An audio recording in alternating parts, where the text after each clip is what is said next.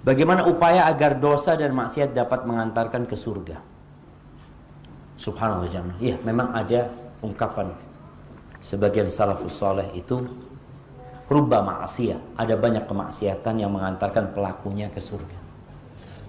Wa rubba ta'ah, dan ada ketaatan yang mengantarkan pelakunya ke neraka. Kok bisa coba? Orang berbuat dosa masuk surga, orang berbuat ketaatan masuk neraka. Ibnu Qayyim menjelaskan juga ungkapan ini. Beliau mengatakan bahwasanya itu orang berbuat dosa kemudian menyesal. Dosa itu menghantui dia.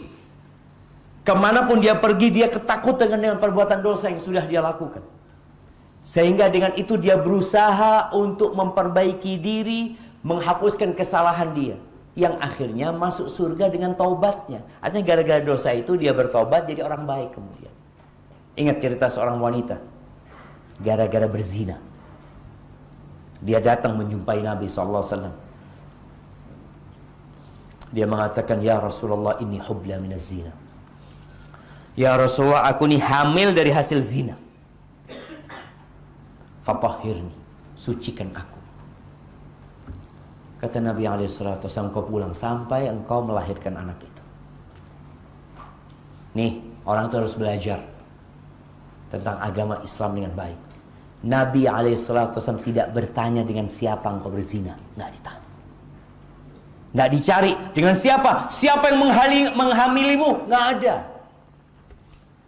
Karena perzinahan ini dilakukan bukan karena pemaksaan, karena dia mau berbuat zina. Dan dia yang mengakui dosanya. Nggak dicari dengan siapa dia berzina. Ya udah, dia yang bertobat, dia aja yang diurusin. Sampai lahir.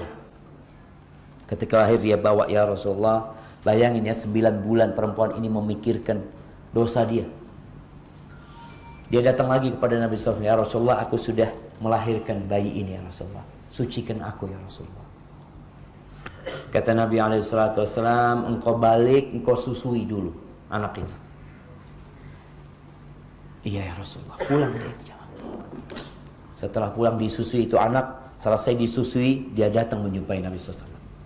Ya Rasulullah, anaknya sudah bisa makan roti ya Rasulullah, sucikan aku ya Rasulullah. Bayangin jemaah, 9 bulan tambah 2 tahun dia menyusui. Kemudian dia datang, dia bikin anaknya makan roti supaya Nabi tahu SAW bahwa sudah ya Rasulullah, sudah, anak ini udah bisa hidup insya Allah, udah makan roti dia, sucikan aku ya Rasulullah. Akhirnya perempuan ini dirajam sampai meninggal dunia. Setelah meninggal dunia, dikafanin, Nabi mensolatin perempuan ini. Ada sahabat yang bertanya, ya Rasulullah, atusalli alaiha wa qad zanat? Ya Rasulullah, gimana kau mensolatin dia sedangkan dia sudah berbuat zina? Zina, engkau mensolatin dia. Ini sahabat melihat kepada dosanya, Nabi melihat kepada taubatnya. Apa kata Nabi SAW? Laqad tabat taubatan lau qusimat ala sab'in min ahli al-Madinah lawasi'athum. Engkau tahu perempuan ini sudah bertaubat, yang kalau pahala taubatnya dibagikan kepada 70 pelaku dosa di kota Madinah, bisa mengampuni 70 orang. Itu dosa yang mengantarkan ke surga. Karena dengan itu dia ketakutan, dia terus bertobat, mendekatkan diri kepada Allah, akhirnya dimasukkan ke surga. Ada ketaatan yang memasukkan ke neraka. Kenapa? Karena dia ujub.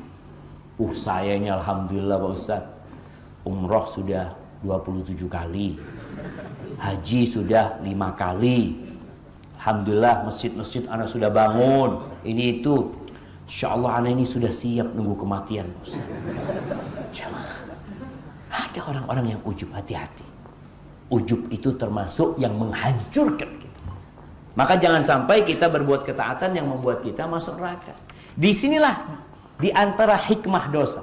Kenapa sih manusia itu berbuat dosa? Salah satunya supaya tidak ujub. Kalau manusia nggak berbuat dosa jemaah, dia akan semakin merasa suci, merasa suci, merasa suci. Tapi ketika dia berbuat dosa, dia tahu, aku ini makhluk yang penuh dengan dosa dan nista.